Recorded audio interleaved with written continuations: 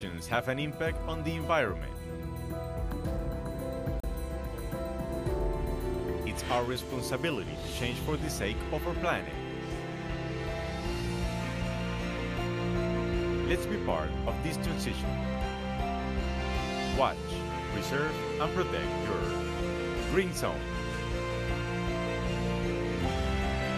Wednesdays, only on teleSUR.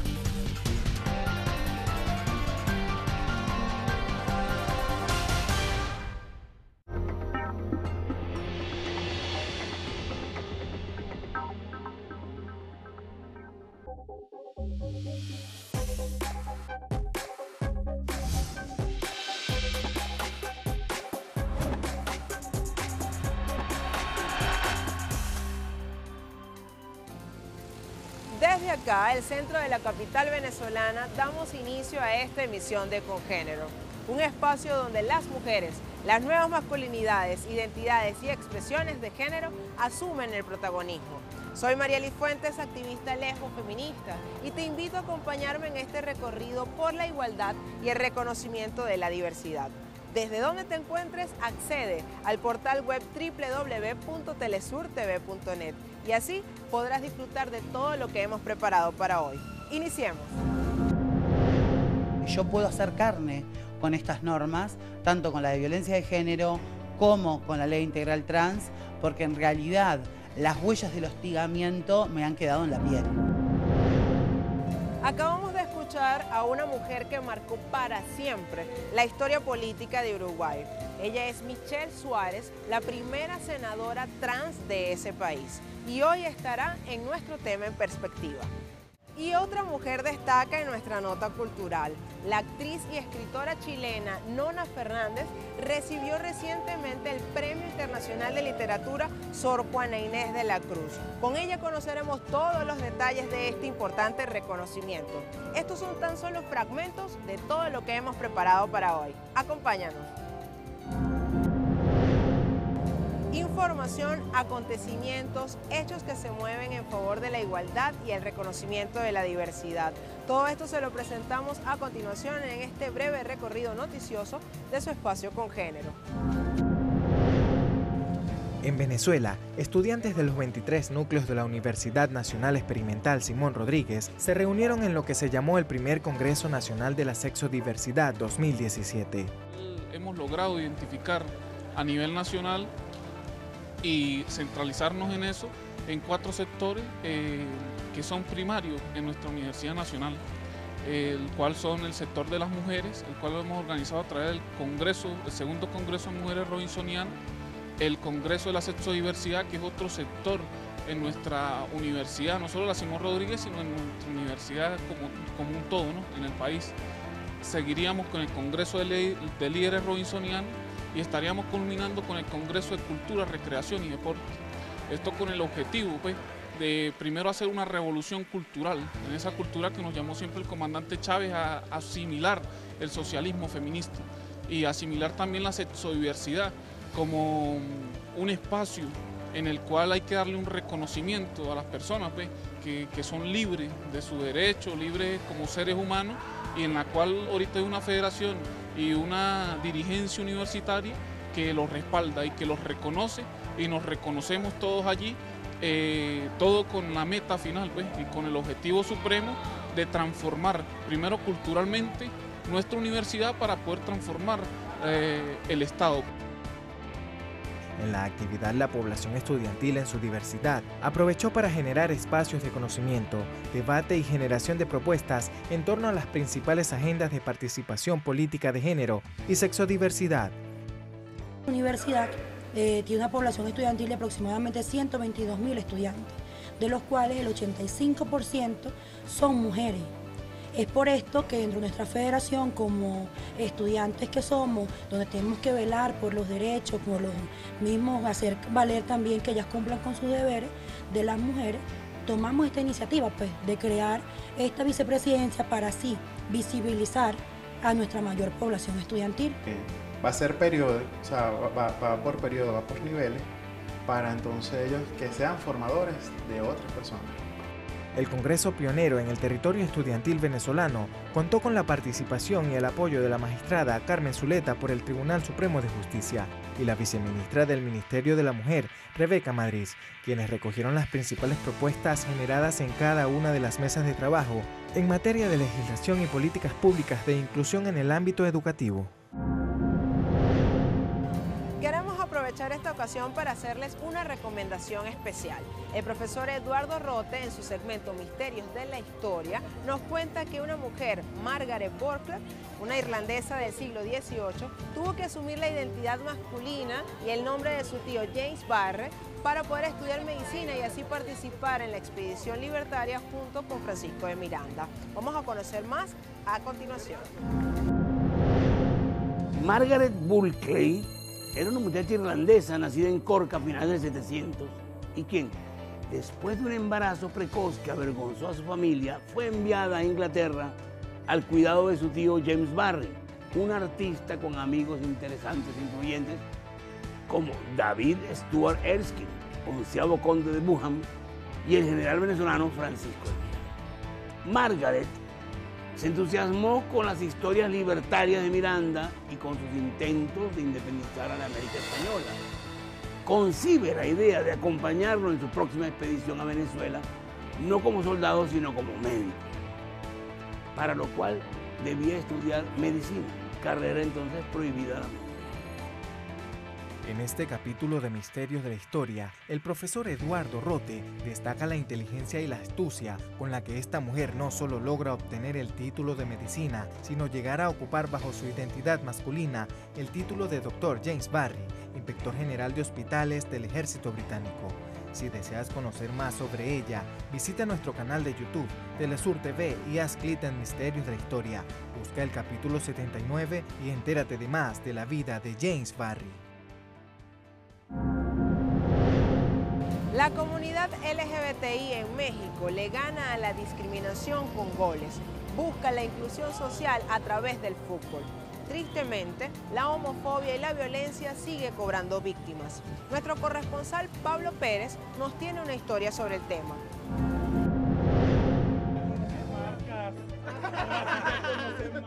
Ríen, platican, intercambian estrategias y planean el juego. Como cada domingo saltan a la cancha. Se enorgullecen de ser miembros de la comunidad LGBTI que buscan otra manera de influir en la sociedad participando de un equipo que tiene entre sus metas combinar la diversidad y el deporte. Venimos a jugar en lugares de violencia, bajo nivel educativo, son barrios, ¿no?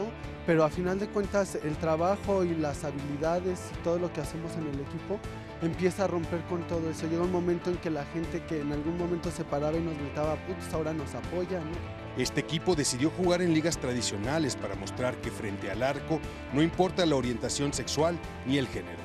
La verdad, para poder entrar a una liga o un equipo buga o heterosexual es muy difícil como chica trans porque pues piensan que no tenemos la capacidad.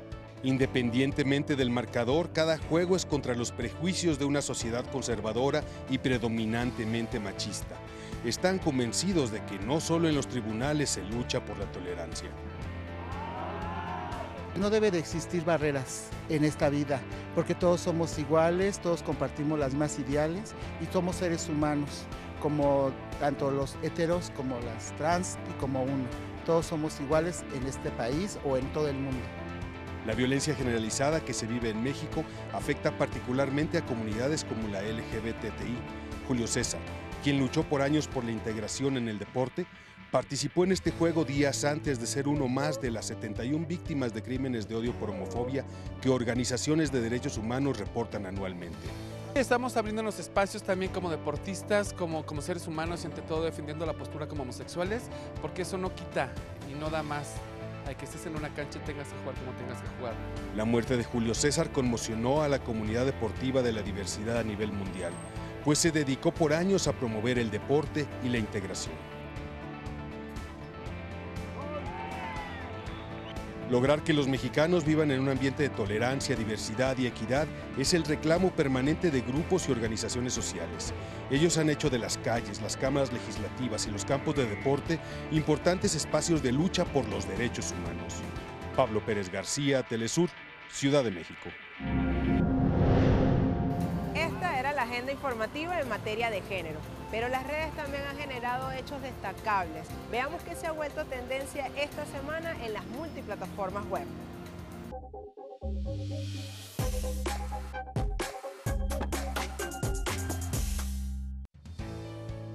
La cuenta @telesurtv celebró el matrimonio lésbico simbólico de Melwins Mosquera y Grecia Martínez, quienes formaron parte de una boda colectiva en la que el amor estuvo por encima de todas las leyes. La familia @telesurtv se enorgullece en formar parte de las historias de amor. Varias parejas decidieron dar el sí definitivo en nuestra sede de Caracas, y entre ellas un simbólico matrimonio igualitario. @telesur con género reseña el tweet.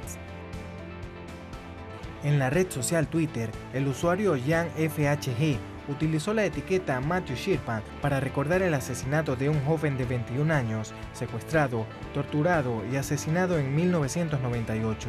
El joven de tan solo 21 años se convirtió en un símbolo de la lucha LGBTI y quienes lo recuerdan publicaron un video en la red que hace referencia a su vida, que su nombre no se borre de la historia.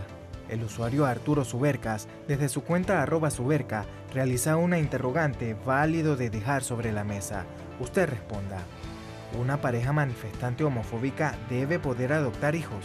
La libertad religiosa versus interés superior del niño, y qué hacer frente al acoso o maltrato que recibirían sus hijos si fueran LGBTI. Seguimos con más de Congénero. Uruguay sigue dando lecciones al continente americano en materia de inclusión y reconocimiento de las diversas expresiones de la sexualidad. Un paso más se suma a esta agenda y hoy en Congénero queremos mostrárselo en este tema en perspectiva que hemos titulado Michelle Suárez, primera voz trans en el Senado uruguayo. En los últimos 10 años, Uruguay se convirtió en la vanguardia latinoamericana y caribeña con respecto al reconocimiento de derechos civiles para la comunidad LGBTI.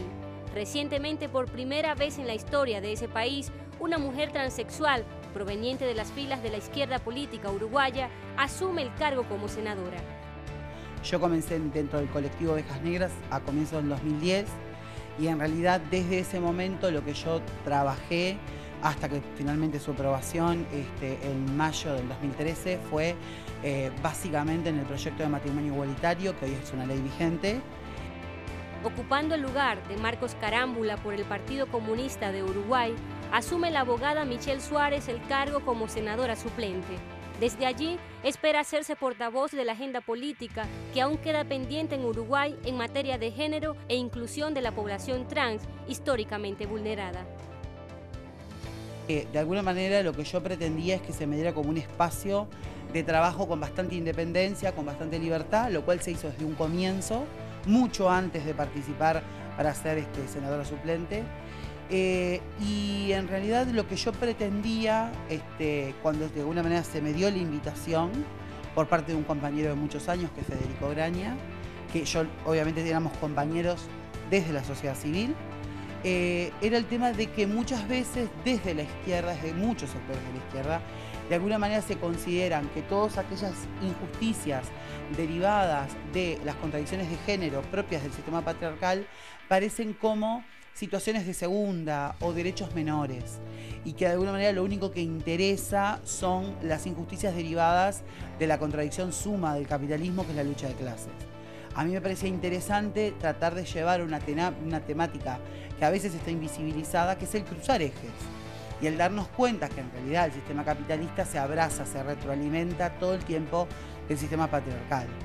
La profunda politización que se gesta en el seno del movimiento de la diversidad sexual uruguaya, a partir de la década del 90, permitió que las agendas políticas calaran en la sociedad civil, aunado a la voluntad política que evidenció en la praxis la toma del poder en 2005 del partido de izquierda Frente Amplio, logrando significativos avances para la comunidad sexodiversa.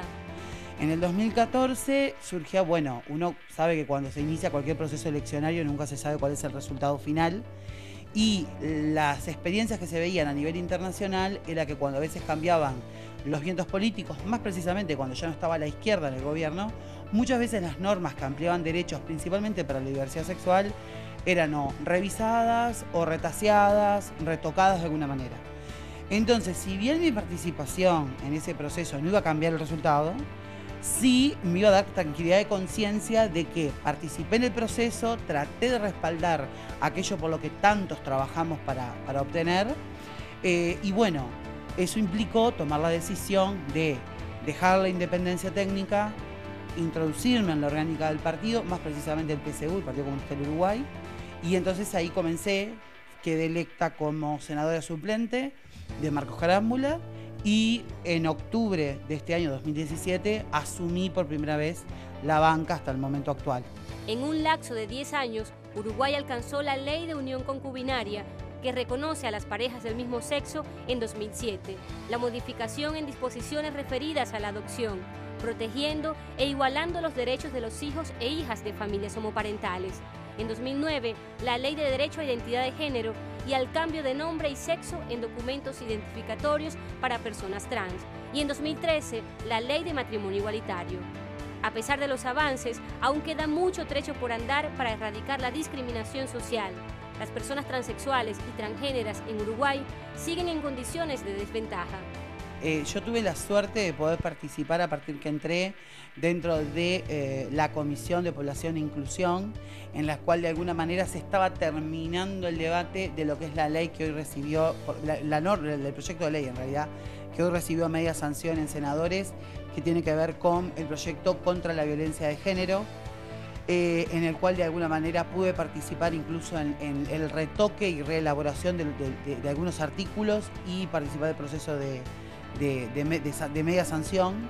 Al mismo tiempo, en el día de ayer pude participar e interiorizarme de lo que fue la media sanción del proyecto para la trata de personas, contra la trata de personas, que también recibió media sanción, y estamos trabajando en comisión el proyecto de que de alguna manera se elaboró con el MIDES, con la sociedad civil, y yo fui, de alguna manera también participé, soy coautora del mismo, que es el proyecto Integral Trans, que es una ley de acciones afirmativas para la población trans, reconociéndola como grupo históricamente vulnerado, que está en comisión, ya empezamos el trabajo, pero bueno, esperemos que antes del receso parlamentario podamos por lo menos darle aprobación en comisión, como para que quede pronto para después debatirse en plenario. Además de su amplia participación desde la organización social por el movimiento Las Ovejas Negras, la senadora Michelle Suárez fue la primera mujer trans en obtener un título universitario en Uruguay. Su constancia sin duda le ha permitido vencer las barreras sociales. Lo que le ha tratado de aportar es, por un lado, elementos técnicos, porque soy una de la bancada, una de las pocas abogadas que hay, y por el otro lado, al mismo tiempo, que yo puedo hacer carne con estas normas, tanto con la de violencia de género como con la ley integral trans, porque en realidad las huellas del hostigamiento me han quedado en la piel. Ha sido positivo el recibimiento de la senadora dentro del epicentro legislativo, por lo que se espera que su participación allí tribute a construir una sociedad más igualitaria, más democrática y más inclusiva. La participación política de la senadora Michelle Suárez es un importante reconocimiento para la población trans, que aún en Uruguay vive una dura realidad. Así lo muestra el último censo realizado para conocer la situación de las personas trans en Uruguay. Y en cifras se los mostramos.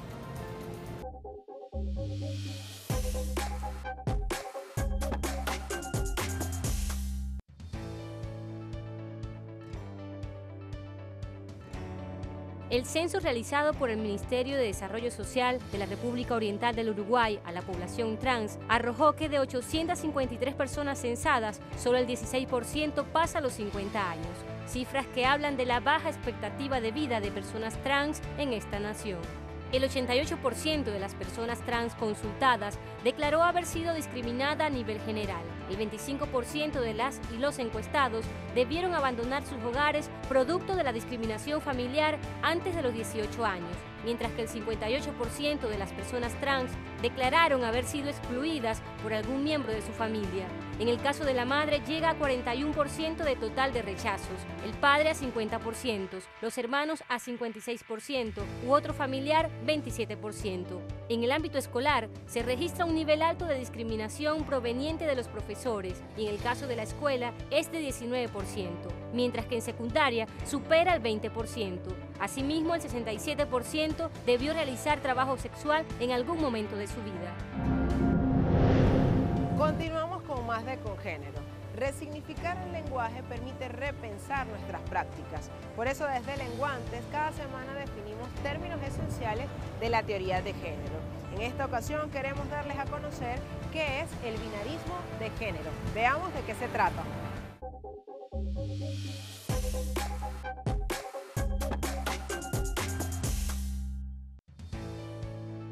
Niñas de rosado, niños de azul, niñas con muñecas, niños no lloran, mujeres sumisas, hombres fuertes, mujeres calladas, hombres la autoridad. Esta es una división construida por la cultura que divide a los géneros en dos partes opuestas irreconciliablemente entre sí. A esta división dicotómica de géneros se le conoce como binarismo de género.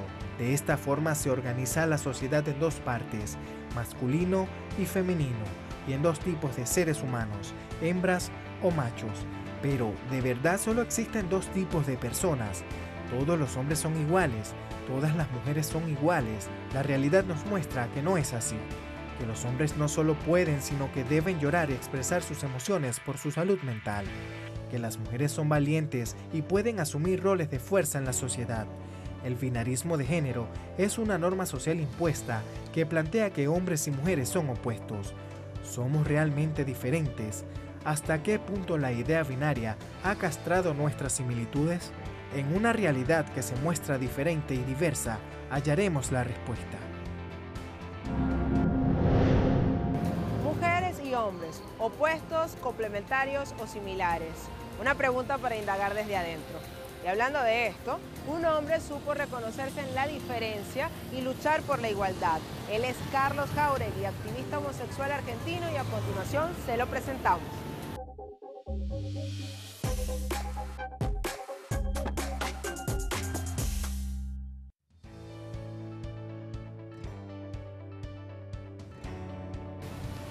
En el origen de nuestra lucha yace el deseo de todas las libertades.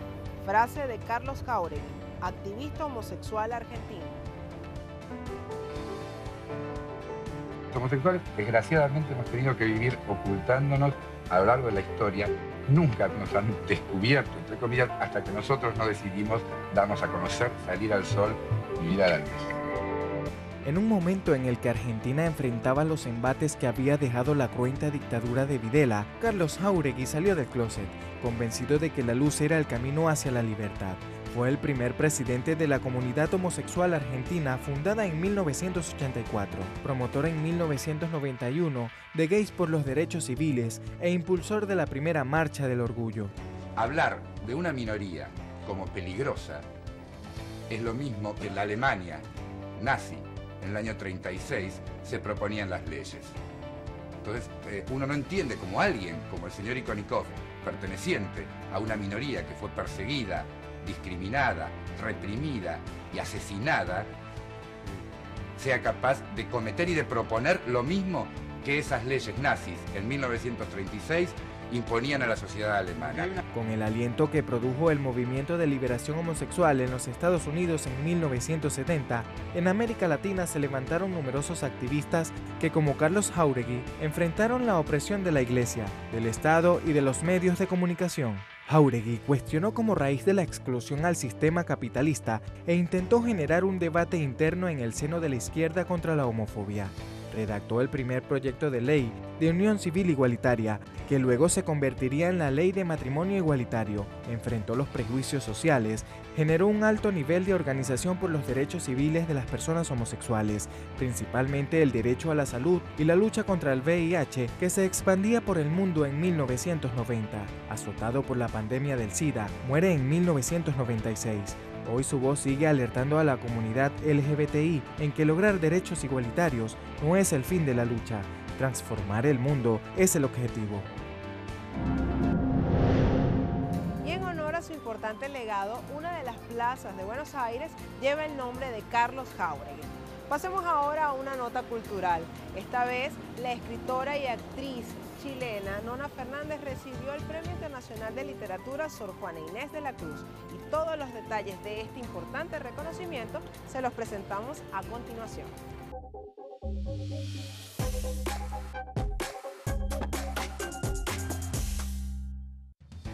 Este año, la Feria Internacional del Libro de Guadalajara reconoció la obra de la escritora y actriz chilena Nona Fernández. Su libro, La Dimensión Desconocida, se hizo merecedor de este premio por contar y al mismo tiempo rescatar para la memoria colectiva los duros hechos de la dictadura pinochetista. Durante la ceremonia, la escritora aprovechó para rememorar a Sor Juana Inés de la Cruz, poetisa mexicana del siglo XXIII. Tengo la misma edad que Sor Juana tenía en el momento de morir y aquí frente a ustedes tomo su relevo y me comprometo a vivir largos y felices años por todos los que ella no vivió, a escribir con menos talento sin duda por todo lo que ella dejó de escribir, a leer todos los libros que ella no pudo leer, a disfrutar del terror, a disfrutar de la paradoja, a sacarme el velo de la cabeza, a botar el cilicio, a intentar dinamitarlo todo con una ráfaga de poemas, a ser tan revolucionaria como ella pudo y más. Desde 1993, el Premio de Literatura Sor Juana Inés de la Cruz reconoce a las mujeres autoras de obras hispanoamericanas, escritoras de obras originalmente de lengua española, promoviendo la exploración de nuevas rutas para la narrativa latinoamericana contemporánea y visibilizando el rol de ellas en el arte escrita. Con esta importante nota cultural nos despedimos. Ha sido un placer como siempre acompañarles. Les recordamos que esta y otras emisiones las vas a encontrar en nuestro portal web www.telesurtv.net. Será hasta una próxima entrega de nuestro programa Con Género. Hasta luego.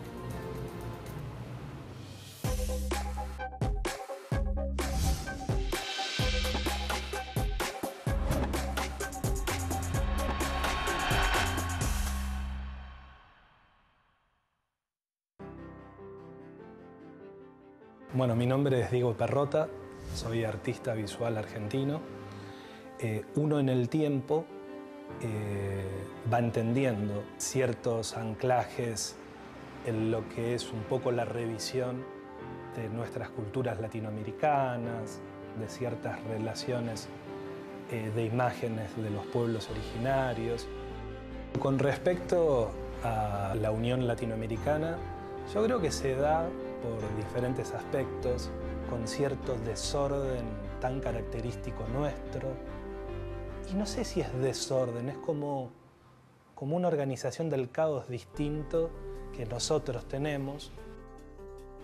Y después, bueno, esta particularidad de las crisis latinoamericanas, sociales, económicas, políticas, que creo que nos hermanan.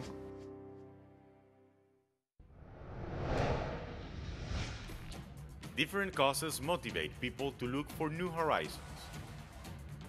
We'll have the right to move freely beyond the imposed walls. Imaginary lines are shown between the hostility towards some y la oportunidad de otros para forjar nuevos caminos. buscamos la respuesta a las inquietudes del siglo XXI. Between Borders. Thursdays, only on teleSUR.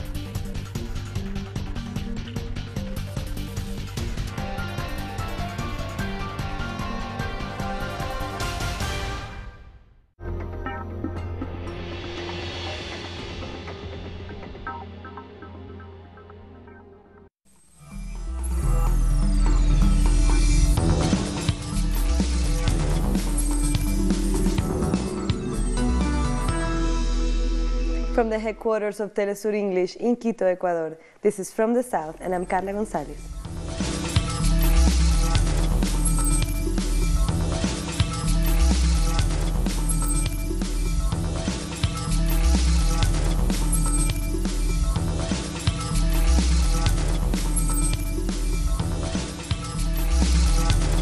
Opponents of the Bolivarian government in Venezuela are stepping up their international pressure, just days after talks with the opposition collapsed and the Electoral Council set April 22nd as the date for the presidential election. The government of Nicolás Maduro strongly rejected a communique from the U.S. State Department. It said it was yet another case of interference in Venezuela's domestic affairs and a clear violation of international law. The government also rejected the decision by the International Criminal Court to investigate Venezuela's government for protest violence last year. It said it was more than willing to go to The Hague to explain what really happened. On Thursday, the U.S. State Department criticized Venezuela's decision to call for a presidential election in April. The spokesperson, Heather Nauert, tweeted the communique saying, "The United States denounces the decision by Venezuela's National Electoral Council to unilaterally advance presidential elections. We support the decision by the opposition parties to reject the regime's term for elections that would not be free and fair." The Venezuelan opposition has still not said if it will stand with a single candidate in April's election, or whether it will take part at all. Our correspondent Laura Prada has more from Caracas. Hi, yes, nice to greet you from Caracas. Indeed, as you all know, last night was announced the official date for the presidential elections here in Venezuela for the 22nd of April. But today the news are that the European Union announced that they will apply sanctions to President Maduro and to the oil Venezuela produces. Also that Julio Borges, leader of the opposition who is representing them at the dialogues in Dominican Republic, said that they were going to meet to see if they were going to present a candidate for the presidential elections. The campaign will start next month, the 2nd till the 19th of April. This is all we have now from Caracas. We'll be getting back together. That was Laura Pradas from Caracas. 2 days after the U.S. Secretary of State visited Bogotá, the Colombian President Juan Manuel Santos has announced an increase of troops along the Venezuelan border. Santos said he was sending 3,000 new security personnel, including soldiers and police, to the border. And he will strengthen migratory controls by suspending new daily entry cards for Venezuelans. About 1.3 million Venezuelans have registered for the special migration card that allows them to cross the border. Repetirle al presidente Maduro. To repeat to President Maduro, these are the results of your politics. It is not the fault of the Colombians, and it is the result of your refusal to receive humanitarian aid, which we have offered in all forms, not only in Colombia, the international community. Once again, I urge you to allow us Colombians to help the whole international community, to help Venezuelans not to suffer, at least because of hunger and lack of medicine. Que no sigan sufriendo, por lo menos por hambre y por falta de medicamentos. Venezuelan Foreign Minister Jorge Arreaza has arrived in Haiti as he continues his regional tour promoting peace and dialogue. Arreaza's tour follows a week-long tour by U.S. Secretary of State Rex Tillerson, which largely focused on gaining support from allies in the region to take action against the Venezuelan government. Arreaza previously visited Trinidad and Tobago, where he met his counterpart Denis Moses, who expressed his preferences for a region of peace. We want to live in a peaceful region, and that any problem can be handled without taking certain measures that go against peace in the region. Ecuador's President Lenín Moreno says he has been vindicated by the Inter-American Court of Human Rights, after it said it did not have the jurisdiction to rule on a request to protect the members of Ecuador's Council for Citizen Participation. Last Sunday's referendum in Ecuador voted to replace the council with a new body.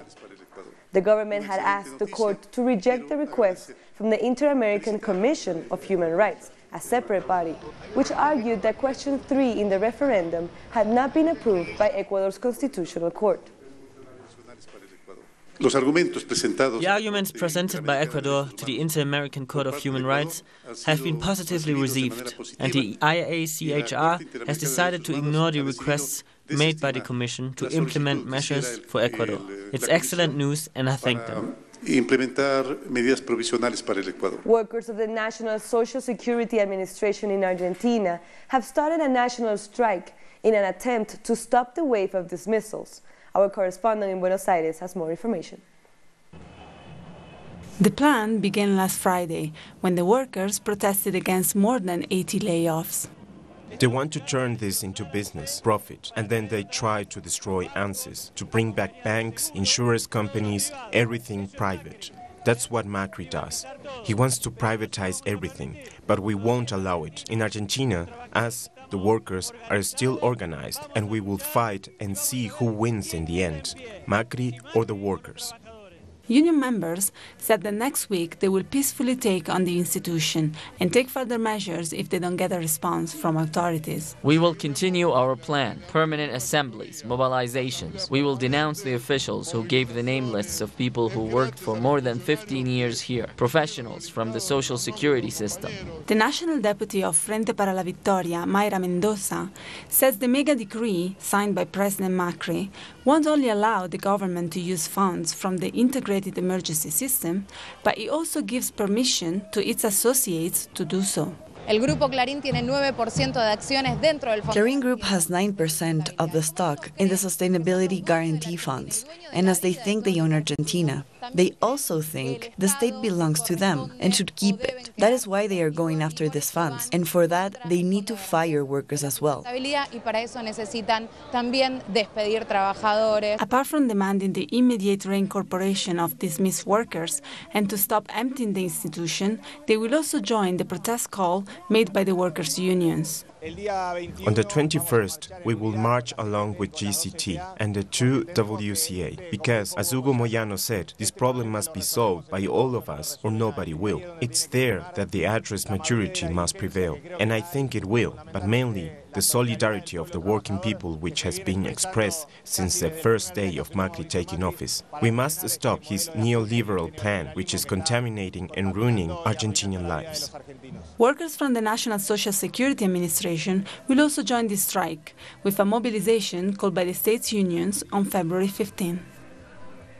We'll take a short break now. Join us again after this look at what our multimedia colleagues are reporting.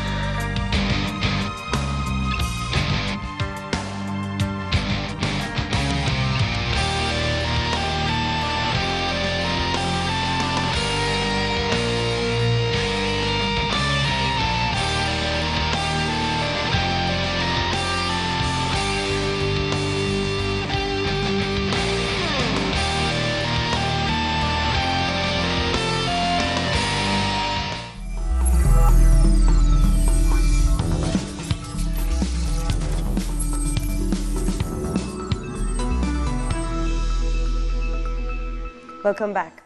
Mexican indigenous towns are placed at risk due to the construction of mega projects, such as the country's new largest airport in Texcoco. The airport, which cost $13 billion, is scheduled to be completed in 2020 and serve 68 million passengers annually.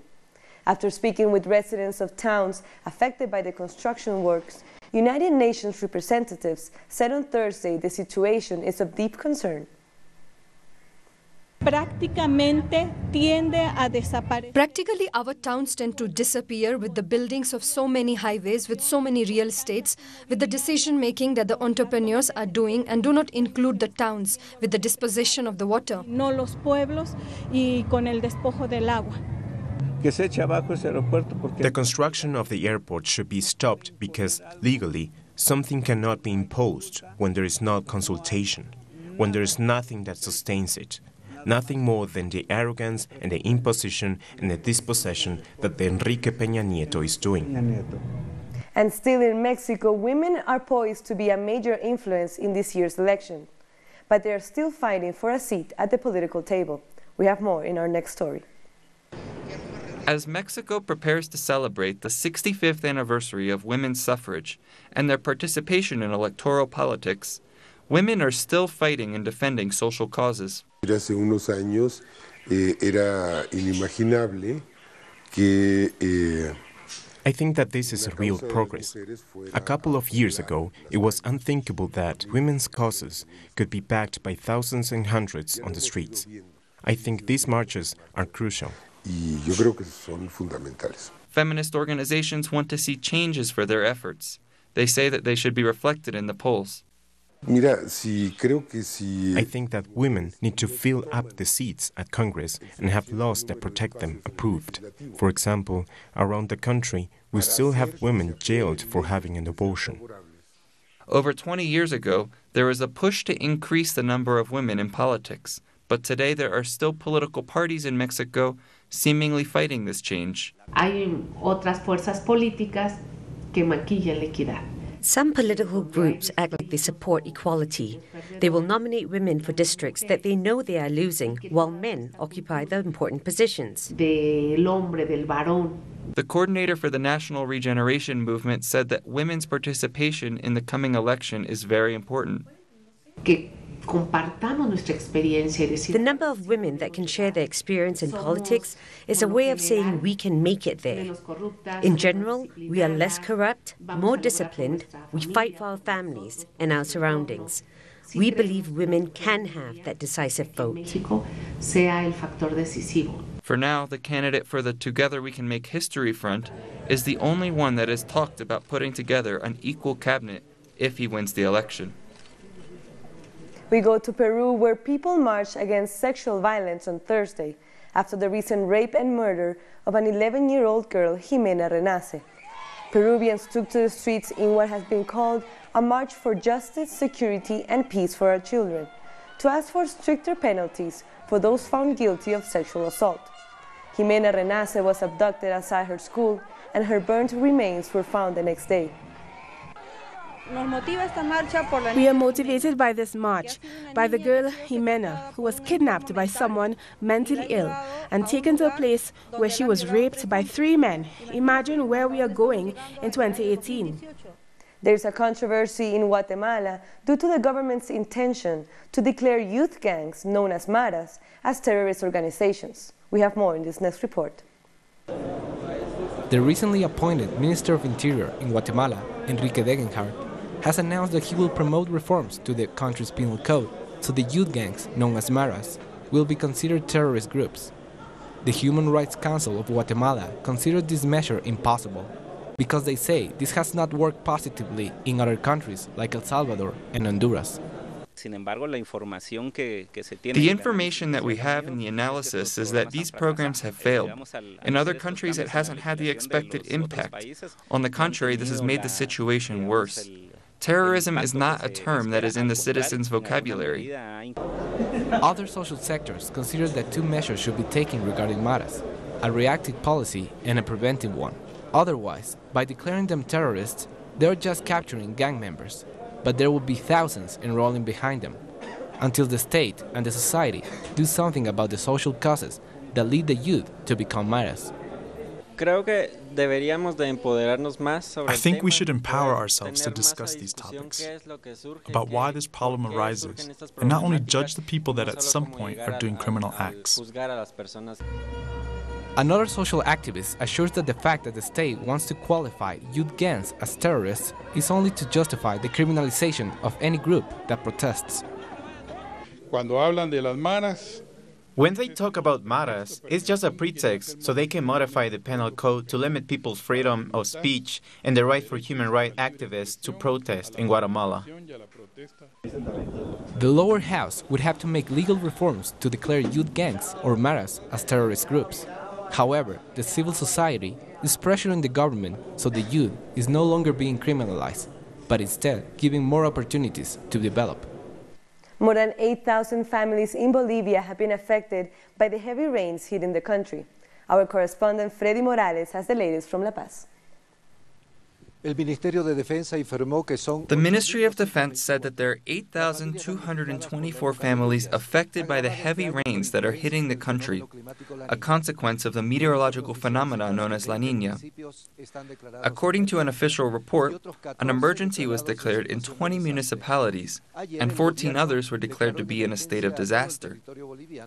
The government has declared a state of emergency because of the increase in rain across the country, causing floods and mudslides. Just yesterday, a mudslide in the Tiquipaya municipality, close to the city of Cochabamba, killed at least 1 person, and 3 are still missing. More than 100 houses were lost. Several affected families have moved to shelters built by the civil defense, although authorities have stressed that people should leave their houses and look for a safe place. The government promised to rebuild the houses that were lost and to help the victims. According to the Meteorological Service, rain will continue to hit the country until March. That was Freddy Morales from La Paz. The government of Nicaragua is looking to renew its Human Development Program for the next 3 years. The initiative has already had some success. Our correspondent Jose Diaz has the details. Over the past 2 terms, the government of Nicaragua has developed a national plan for human development. The goal is to develop the country economically and socially. The 19-point plan ranges from educational policies to trade agreements. También están todas las políticas agropecuarias. There are also agricultural policies, policies for improving productivity, for trade issues, food quality, safety, national security, and gender equity policies. This country has already been condemned for its high rate of women participating in decision-making. The programs aim to strengthen partnerships with the private sector, nurturing relations on the international level, at the same time ensuring needs are met on a social level. There are more enrollments in education, more medical assistance, and new hospitals. A new hospital has just been built at a cost of $90 million, which is the best public hospital in Central America today. We now have clinics in all neighborhoods of Managua, and even in the countryside. So far, the development plan is striking the right note and meeting the needs of Nicaraguan families. Alberto is one person who has benefited from the implementation of new policies. I have benefited thanks to God and thanks to the government. Everything has been marching forward in progress. We have got ahead because of this. The Human Development Plan is now in progress, and results will be evaluated across government departments. Carnival in Brazil started with the joy and magic that it always brings. But this year there is a twist in the shape of a mass rally in defense of former President Lula da Silva. Our correspondent André Vieira tells us more in this next report. Carnival in Rio de Janeiro already started, actually since December. But this year it will have a special surprise with sectors who will defend Lula da Silva's right to be a presidential candidate. Let's remember that Lula was condemned in January, which would keep him out of the presidential elections in Brazil. Lula's lawyers denounced this as a judicial persecution because there is not enough proof to hand out that sentence. They will look for help in other courts. After last Monday's announcement of Lula's sentence, his lawyers have 10 days to receive the notification, and then 2 more days to present their proposal. This is what happens with the defense. But there is also a defense movement on the streets. Today we will accompany these blogs of the carnival that brings so much joy and happiness as a way of dialogue with people who come out to enjoy this event. This carnival, apart from the joy and amusement, is also a way to protest. And today we will witness the defense of democracy, Lula's right to be a candidate, and to denounce that clear fact that Silva's situation is the continuation of the coup d'etat started with the arrival of de facto president Michel Temer. That was André Vieira from Rio de Janeiro. We'll take another short break. Join us after a look at what our multimedia team is reporting.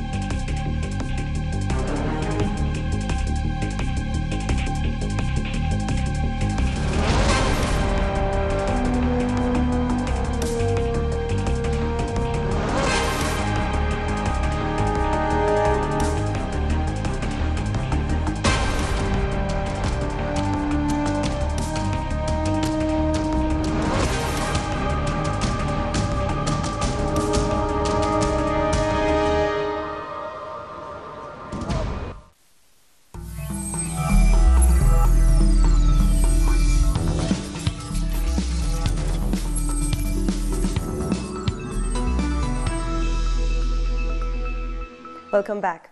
Now let's have a look at some other stories from around the world. Pyeongchang Winter Olympics has begun with a dazzling ceremony in South Korea with dignitaries, athletes and fans from around the world. The ceremony for the 23rd Winter Olympics is taking place at an open-roof stadium with around 35,000 spectators. It is said to be one of the coldest opening ceremonies for the Games. It's the first time South Korea is hosting the Winter Olympics and second Olympics held in the country since the 1988 Summer Olympics in Seoul. The most powerful delegation from North Korea to visit the South since the Korean War has arrived to attend the opening ceremony of the Pyeongchang Winter Olympics.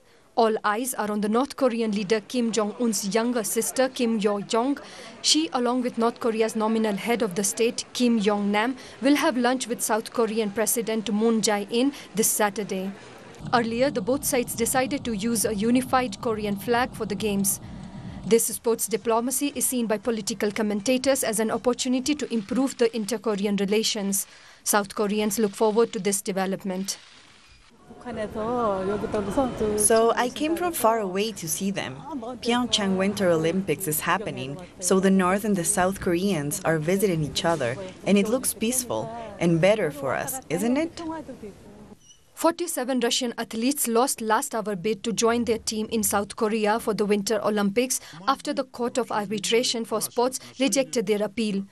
The Russians had appealed their exclusion from the Games by the International Olympic Committee over the doping scandal from the 2014 Sochi Games, but the decision now puts an end to any hopes of a quick Olympic return. The Egyptian army has begun a major military operation in Sinai. Police and troops have been put on maximum alert for the combat. Security forces have for years battled an Islamic State insurgency in North Sinai that has killed hundreds of soldiers and police. The army announced the operation in a televised address to the country. This morning, law enforcement forces have started a plan to confront the terrorists and criminal elements in North and Central Sinai. Other areas around Egypt's delta and the desert western section of the Nile. The U.S. lawmakers have passed a budget bill covering government spending for the next 2 years. In a tight vote, the senators struggled to get it approved from the House of Representatives. The new budget has proposals of increased spending by $300 billion on domestic and military expenditure. The biggest workers' union in Germany has won the right to work 28 hours a week, along with a pay hike of 4%.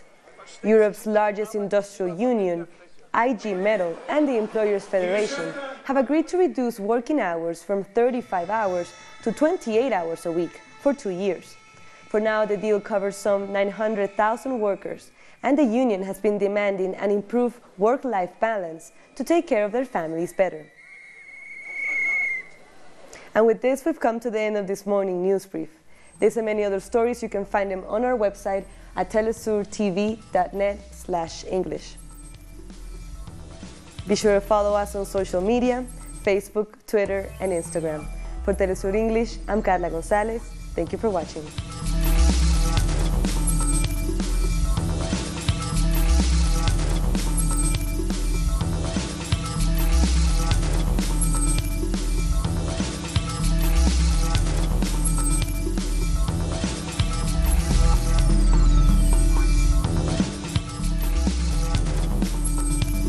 An occasion to enjoy the cultural diversity that defines our South American essence.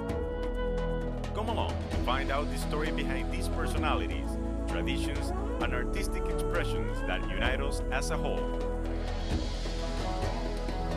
Real Lives. Saturdays, only on teleSUR.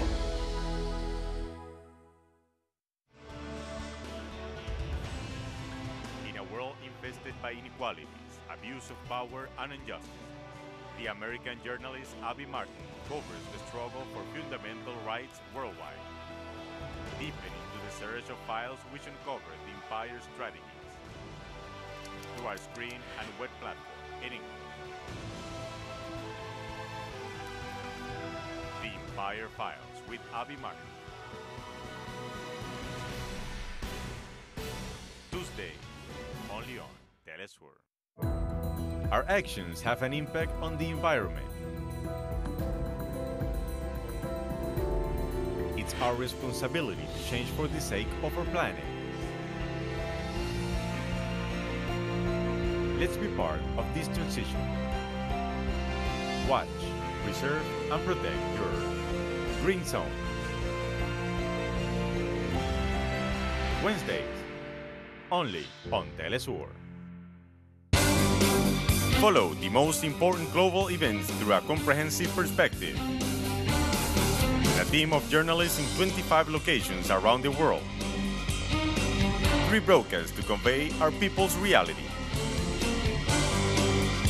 From the South. Weekdays. Only on teleSUR.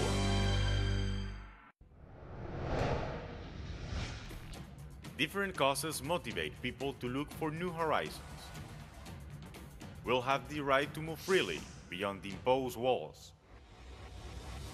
Imaginary lines are shown between the hostility towards some y la oportunidad de otros para forjar nuevos caminos. Buscamos la respuesta a las inquietudes del siglo XXI. Between borders.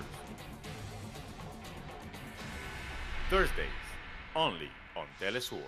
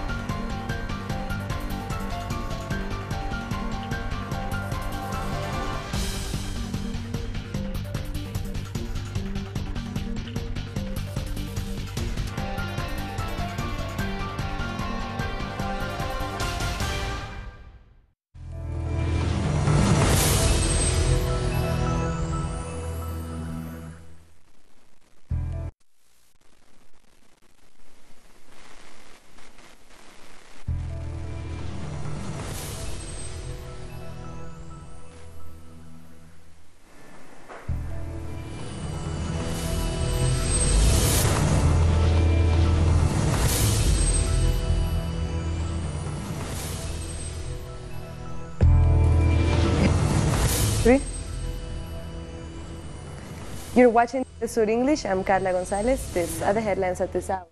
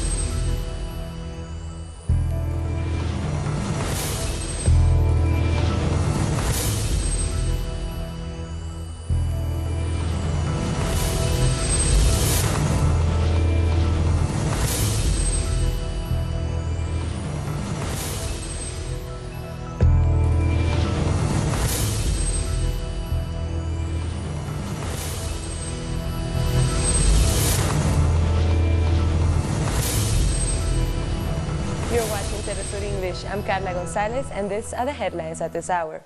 We begin in Venezuela, where government opponents are stepping up their international pressure. This just days after talks with the opposition collapsed, and the Electoral Council set April 22nd as the date for the presidential election. The government of Nicolás Maduro strongly rejected a communique from the U.S. State Department. It said it was yet another case of interference in Venezuela's domestic affairs, and a clear violation of international law. The government also rejected the decision by the International Criminal Court to investigate the Venezuela's government for protest violence last year. It said it was more than willing to go to The Hague to explain what really happened. 2 days after the U.S. Secretary of State visited Bogotá, the Colombian President Juan Manuel Santos has announced an increase of troops along the Venezuelan border. Santos said he was sending 3,000 new security personnel, including soldiers and police, to the border. and he would strengthen migratory controls by suspending new daily entry cards for Venezuelans. About 1.3 million Venezuelans have registered for the special migration card that allows them to cross the border. To repeat to President Maduro, these are the results of your politics. It is not the fault of the Colombians, and it is the result of your refusal to receive humanitarian aid, which we have offered in all forms, not only Colombia, the international community. Venezuelan Foreign Minister Jorge Arreaza has arrived in Haiti as he continues his regional tour promoting peace and dialogue. Arreaza's tour follows a week-long tour by U.S. Secretary of State Rex Tillerson, which largely focused on gaining support from allies in the region to take action against the Venezuelan government. Ecuador's President Lenín Moreno says he has been vindicated by the Inter-American Court of Human Rights after it said it did not have the jurisdiction to rule on a request to protect the members of Ecuador's Council for Citizen Participation. Last Sunday's referendum in Ecuador voted to replace the council with a new body. The government has asked the court to reject the request from the Inter-American Commission of Human Rights, a separate body, which argued that the question 3 in the referendum had not been approved by Ecuador's Constitutional Court. The U.S. lawmakers have passed a 2-year budget bill covering government spending for the next 2 years. In a tight vote, the senators struggled to get it approved from the House of Representatives. The new budget has proposals of increased spending by $300 billion on domestic and military expenditure. And those are the headlines at this hour. For this and more stories, go to our website at telesurtv.net/English.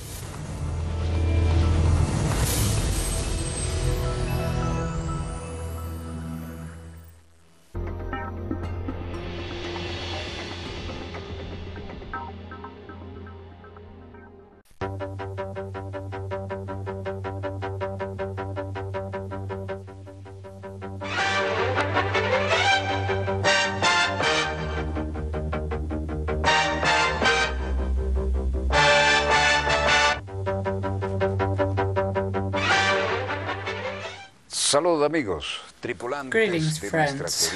Members of the crew of our dear, contaminated and only spacecraft. The only one that the last time we met has turned around its imaginary axis and continues generating events in pleno desarrollo. And there are people in charge of keeping those events going on. For example, today, it's not through the White House, but through the Pentagon. And we'll see how this old building, interesting to see the Pentagon when they allow to fly near. It's huge, but it has 4 or 5 floors only. And from the air, it is different to everything I've seen as a construction, but the decisions and advisements made there are important. The results is that this brings us once again to the Middle East. In this regard, it seems that situation is hot there, so let's see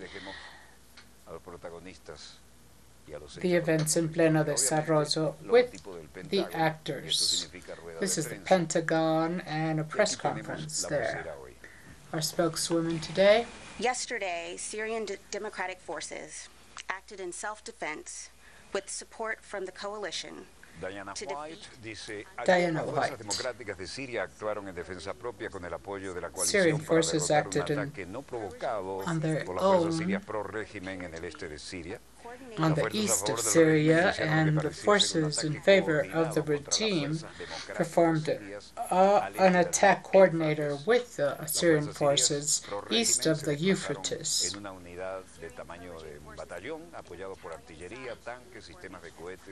with a system of rocks and mortars. After 23 projectiles and tanks that fell 500 meters away from the SDF seat, 500 meters of the SDF headquarters location, Syrian Democratic Forces supported by the coalition targeted. Apoyada por la coalición, atacaron a los agresores con una combinación de They attacked by air and land, and the action was taken in self-defense. A slow accumulation of forces during the week, and they alerted the Russian officials about the presence of SDF before the attack. Coalition officials alerted Russian officials of the SDF presence via the deconfliction line in advance of the attack. The deconfliction line. The officials of the coalition were communicating directly with the Russian peers before, during, and after the attack, and they informed that they will not involve the coalition forces. Engage coalition forces in the vicinity. When SDF soldier was wounded, there was no casualties on the coalition. Our forces have the inherent right of self-defense. We're not seeking conflict with the regime. It's an action that to defeat ISIS is a distraction. We have the inherent right. We've seen an accumulation of attacks during the week. This was not provoked, and the Secretary of Defense feels calm. Thank you all. The history of the United States seeks a conflict with the Syrian government forces.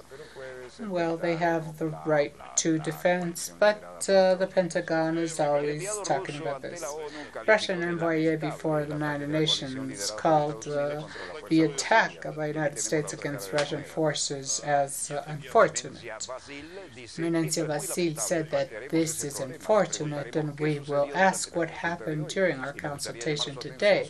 And I would like to call their attention on the fact that yesterday, once again, we were denied a declaration of the Security Council about this terrorist attack.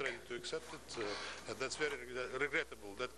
Nuestra misión comercial en Damasco fue dañada y la misión humanitaria del tema nos ofrecieron enviar un mensaje, and they offered to send us a text message, but said it was not ready. This happens continuously in the last times. You understand that's not realistic. We would like to see. Entienden que esto no es realista. Queremos ver un cese del fuego real, el fin de la guerra en Siria. We want to see a real ceasefire at the end of the war, but the terrorists, I don't think, agree with the power of the United States is proposing. Yeah, sorry, I missed your answer on that, but I have a question. Were any Russians put in harm's way? En los ataques aéreos de Estados Unidos durante la noche que mataron a más de 100, ¿hubo algún ruso que pusiera en peligro con estos ataques aéreos? Was there any Russian put in danger? Not that I know, and he left. En el teatro de operaciones, como ven, las cosas están on the field, things are quite scary.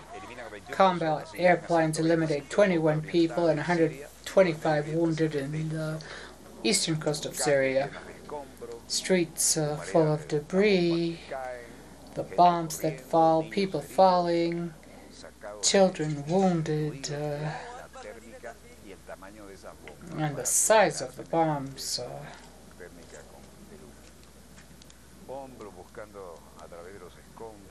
People searching around debris, trying to get the wounded to the hospitals, and the artificial clouds of bombs.